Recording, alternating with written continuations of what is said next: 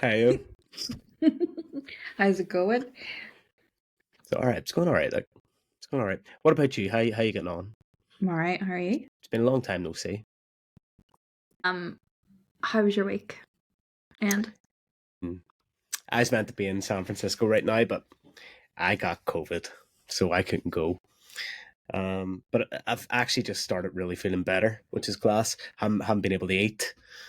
So I got my appetite back today, and went and got that new spicy burger at McDonald's, and I've been suffering all day. So yeah, I should have started something mild, but yeah. sorry, How's your week going? someone with your stomach should not be eating McDonald's spicy burger. I'm surprised you're not eating it during the podcast. I was so excited to try it. It had like Frank's hot sauce on it. What have you No, been doing? I don't want to say Why? nothing. I was not torturing you on how to play a song on piano, and then it came up in my course anyway. Hey, that was Sam Smith. Not the only one. Not the only one. You were doing really Mm. well. I You were doing very, very good. still Have you haven't been? wrote my own. Tell everybody you wrote 2 songs this week, 3 songs. I wrote 3, but I feel like the first one was a sexier version of the third one. Like they're both the same song, I Sexy. think. Yeah. You know? And I don't Mhm. think a girl would sing that song, so I'm probably just gonna go for the third one. They're gone for Even just keep them. fine. You never know whenever lyrics might become useful in the future. Yeah. Mm-hmm.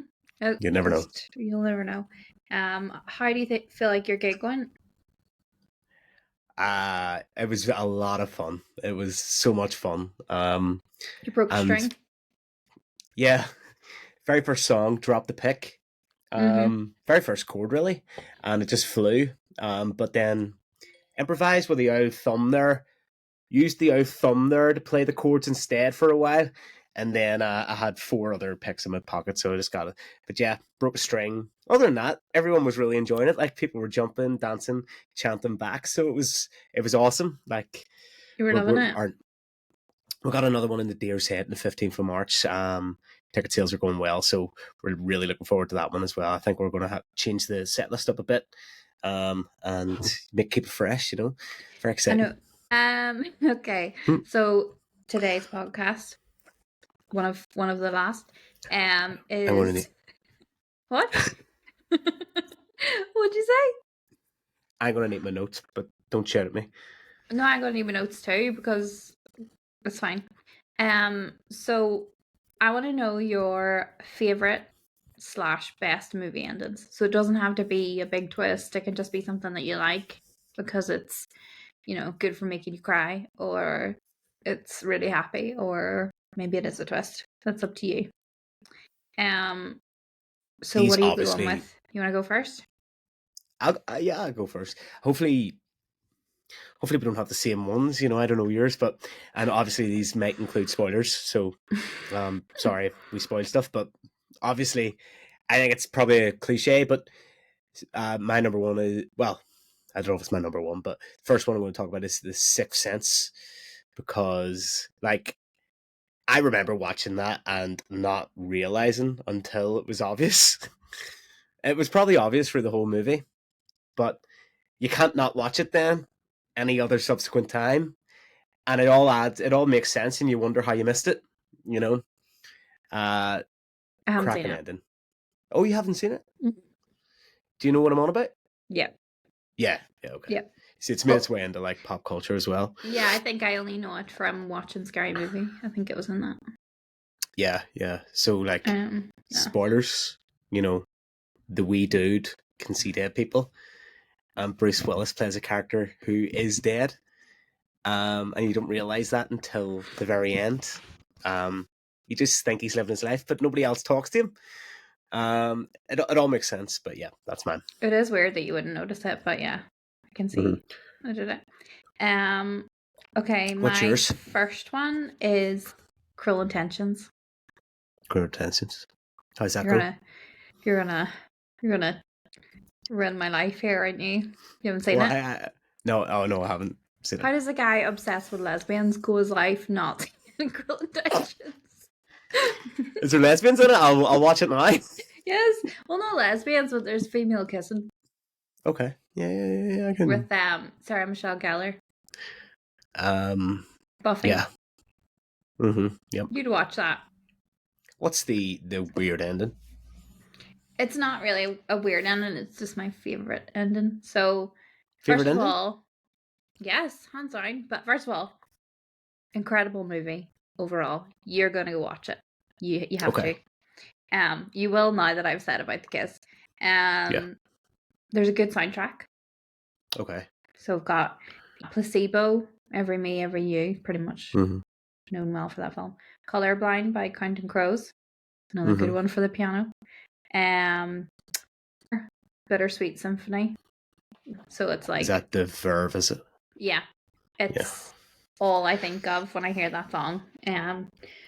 So basically, it's based on like an old book called, I think it's Dangerous Liaisons, and I've heard of that. It's like a stepbrother and stepsister who fancy each other, I guess.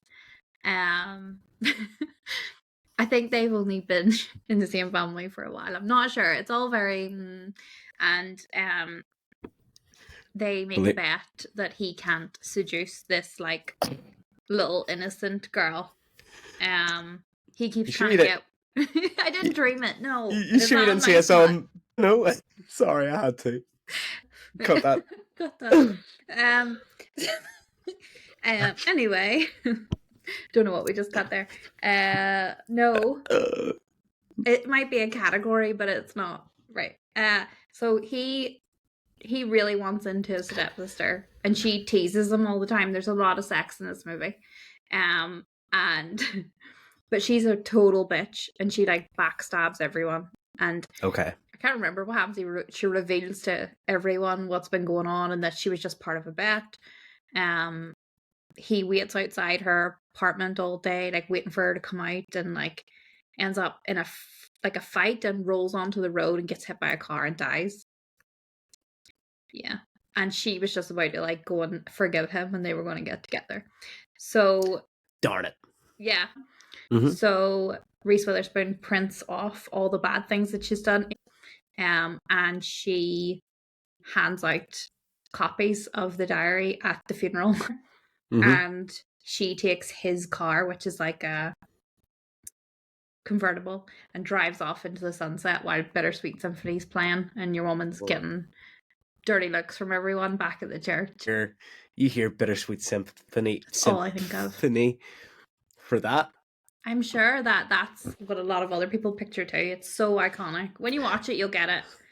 But like, I might be wrong, but it's in my head. I see your man Ashcroft walking down the street, bumping into people and all. Yeah. Right. Well, now I get to not see that. I hear you barking. Oh yeah. What's your next one? Yeah, you put this in my head. I don't really watch a lot of movies, but I watched the shit out of this one. Twilight Breaking Dawn, back when I was like 18 or something. I remember the ending to this. It was awesome. It's so good because I remember reading it and all, and like you're like, oh my god, when something happens, right? So basically, so what age would you have been? 23? I think around 18 or something, maybe 17 or something. You watched this like 10 years ago? I remember going with primary school. Anyway, basically what happens is there's a big fight between the two families, and blah blah blah, and like blah blah blah. And you know, it's all like people are dying and all, and whenever you rip the vampires apart, they're like, you know, all this here and all, and like they break like granite and all that there. But basically, what happens is the head of the Cullen family, Carlisle, basically gets his head cut off by Arrow, who, you know, you like Arrow, right? Basically cuts his head off. You see his body drop, and then he's holding his head, and you see the decapitated head, and you're like, I remember being in the cinema, right? 15 or something, and everyone just went, oh my god, what the fuck? What just happened there? It was just absolutely unbelievable.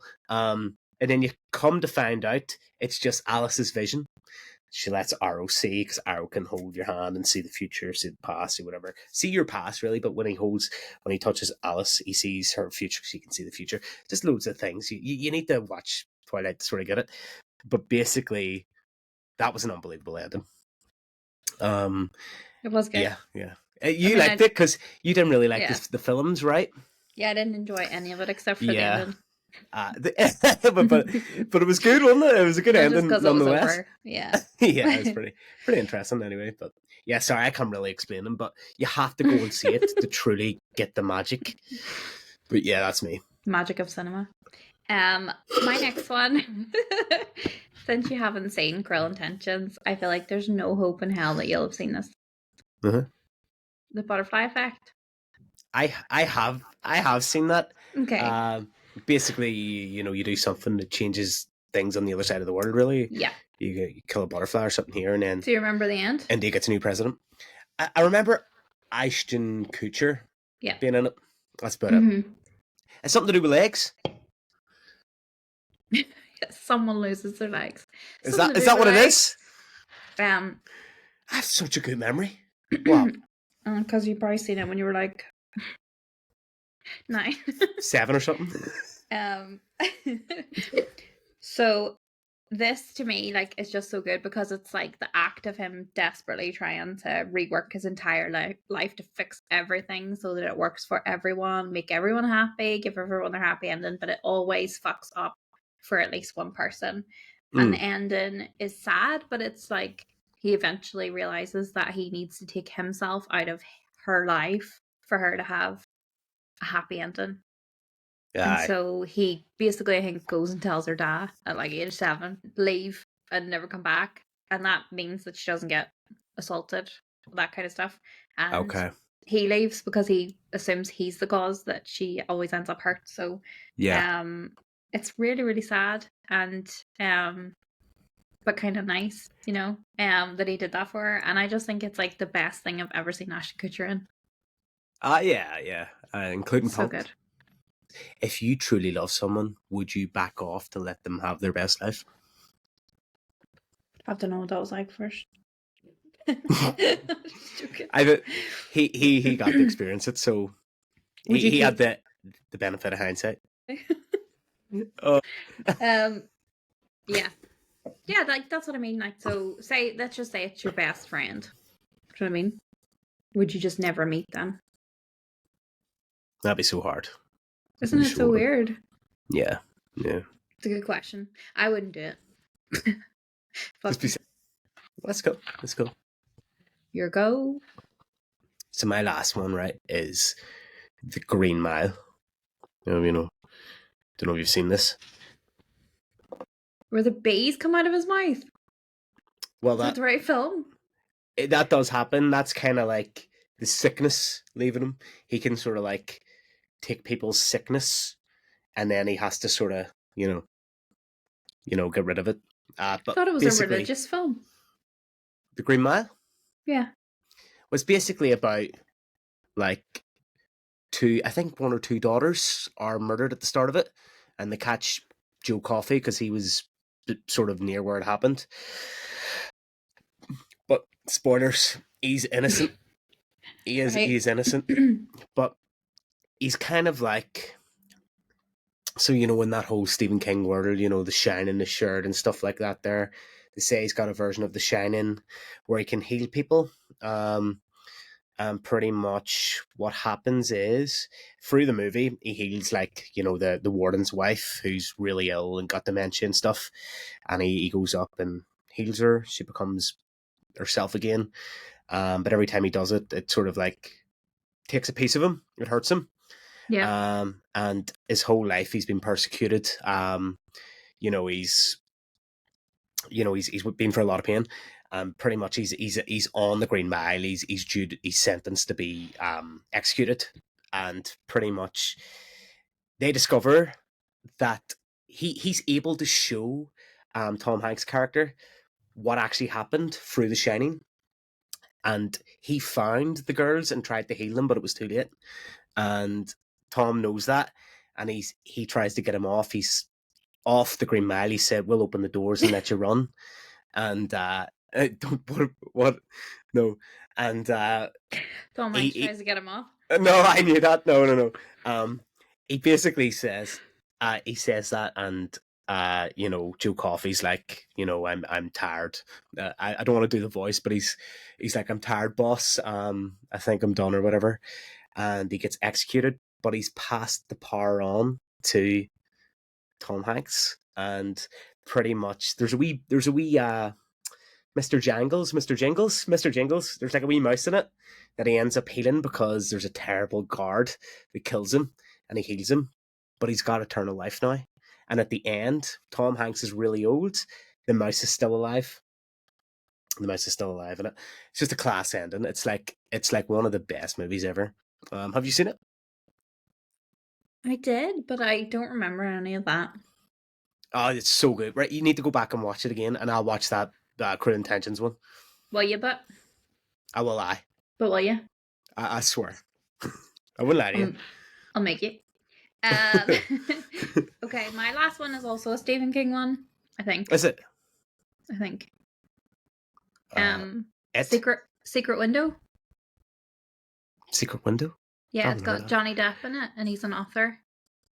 Okay. And he's just got divorced from his wife, and this real country dude comes up and starts accusing him of stealing his book.